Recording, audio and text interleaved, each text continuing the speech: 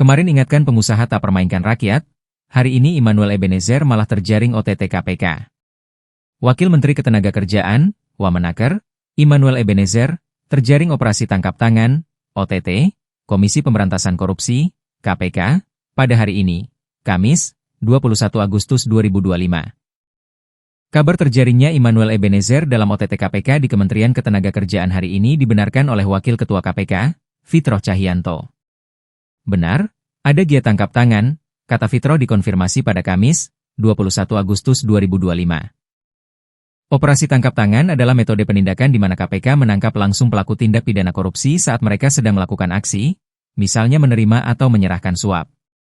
Berdasarkan informasi yang didapat Tribun News, OTT KPK hari ini menjaring sekitar 20 orang.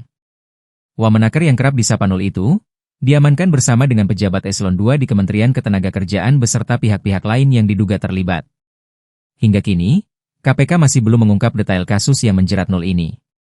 Setelah diamankan KPK, Nul beserta pihak lain yang terjaring OTT KPK akan menjalani pemeriksaan awal dalam waktu 1x24 jam. Sebelum terjaring OTT KPK, Nul kemarin masih aktif di media sosialnya dan mengunggah video sidaknya di salah satu pabrik odol di Depok, Jawa Barat. Sidak di pabrik odol ini dilakukan Nul karena mendapat laporan soal buruh di sana yang mendapatkan cek bodong dari kantor mereka. Dalam video tersebut, Nul mengaku terkejut karena ada buruh yang mendapatkan cek bodong dari kantornya. Nul juga mengaku telah memerintahkan kepala dinas terkait untuk memanggil pengusaha dan pemilik pabrik odol tersebut.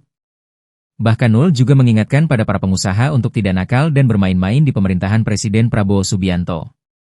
Nul menyebut, dirinya akan menjadi ancaman nyata bagi mereka yang bermain-main dengan nasib rakyat.